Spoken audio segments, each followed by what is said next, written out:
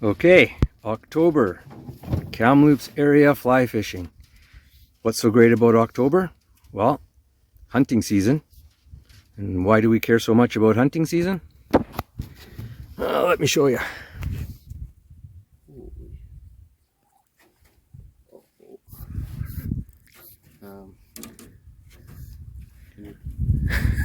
Can you?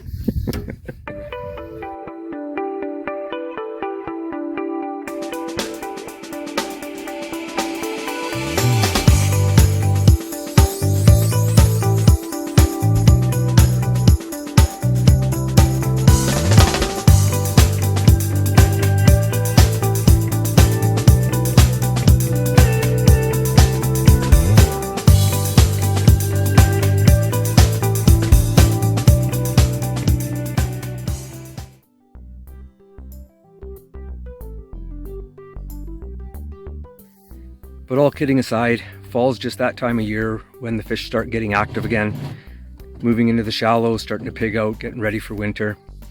At the early part, hatches might still be happening. That's what's happening today. We found ourselves a little crawny hatch in 24 feet of water. So added some leader, threw on the crawns, and it's been pretty good so far.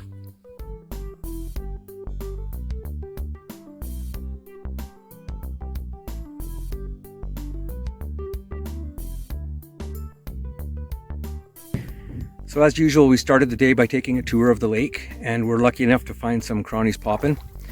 Taking a close look at them, they're about number 14, pretty typical for these lakes. And of course, while I'm trying to make the video, Brandon's catching fish. What's new? Okay, back to the video. So yeah, oh, hold on. Beauty Brookie. Back he goes.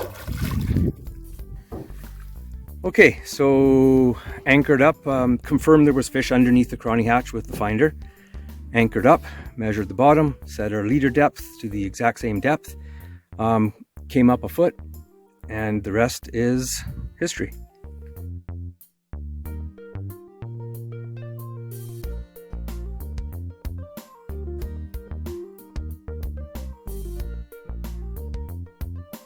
Okay, just a bit on setup.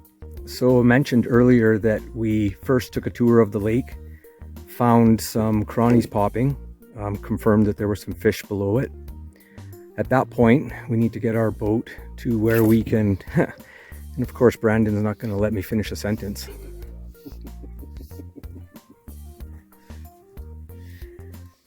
Yeah, so like I was saying, take the wind into account, back up, get your back to the wind, get yourself anchored solidly, and cast to where the crawnies were popping and the fish were below them.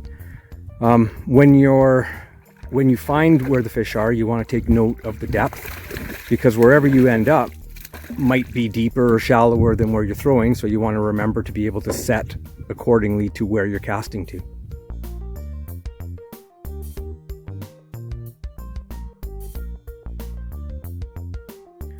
So once we saw the crawnies coming off the water, I realized they were about a size 14. I went with a GMC size 14, white bead, black rib, and I think Brandon's got something gray on. Hey Brandon, what do you got there? Yeah, it's ASB with a red rib.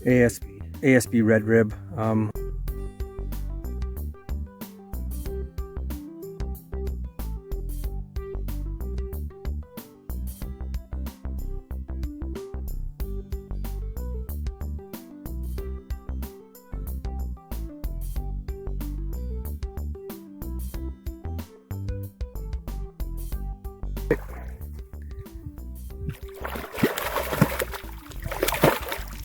Beauty.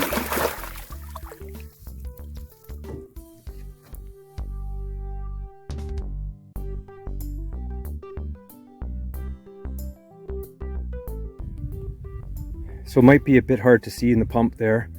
This one's got some silver-ish crawnies with some reddish brown ribs, which is matches kind of what we're using, so that was a good call. But as you can see, there's also a bunch of Daphne on this one, so they're not exclusive on the crawns, but they're taking them pretty much every cast, so we're just going to keep using them.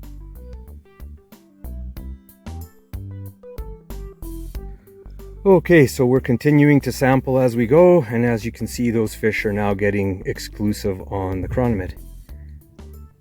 Perfect.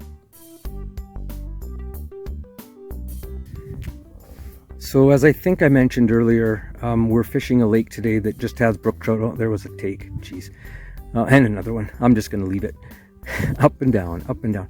So one of the questions we often get is, what's the difference? Like, how do you target the brookies as opposed to the rainbows?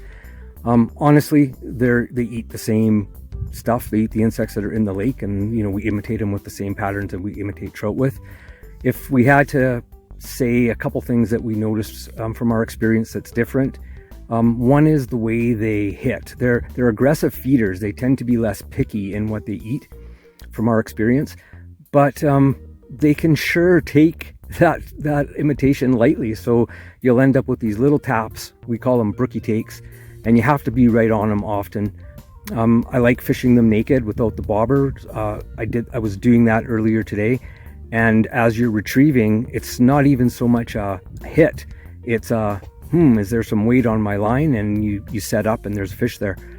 The other thing that I can say from experience seems to help some of the times is they prefer shinier and bigger patterns. So if you're having trouble fishing what they're eating, sometimes changing up to a flashier version of that pattern helps. I'm watching this bobber go up and down, and let's see if he's still there. Yeah, he's there. Okay, so we'll leave it at that, and we'll be right back. Oh yeah, and one more difference between the brook trout and the rainbow trout, at least from our perspective, they're damn tasty. Not that the rainbows aren't, but the brookies, it's worth a couple of limits per year. We take them home, eat some fresh, and then smoke them up. And we will be posting our smoked brook trout recipe, so stay tuned for that.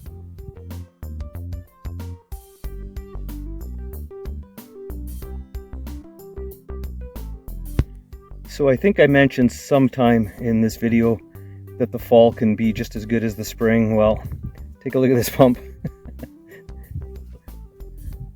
Just as good, if not better sometimes.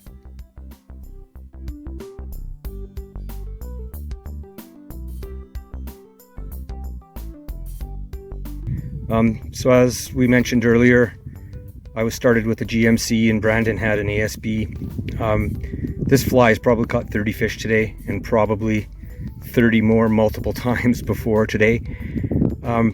When you're tying your flies, keep them simple, focus on profile, and for chironomids, crazy glue them. Don't spare the crazy glue.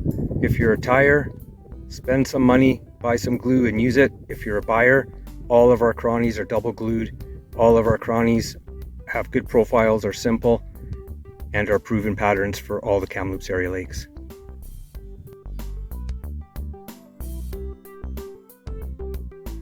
Okay, so I think that's a wrap. It's been an awesome day. Lots of little brookies. Hopefully you've got something from the video, some of the tips and tricks we've talked about. You can always leave questions and comments in the comment section if you have any more questions. If you're not already subscribed, please subscribe to the channel, hit the bell, and you'll be notified for more videos. And most importantly, try to get out there and do some fishing. It doesn't get better than this time of year. Tight lines, folks.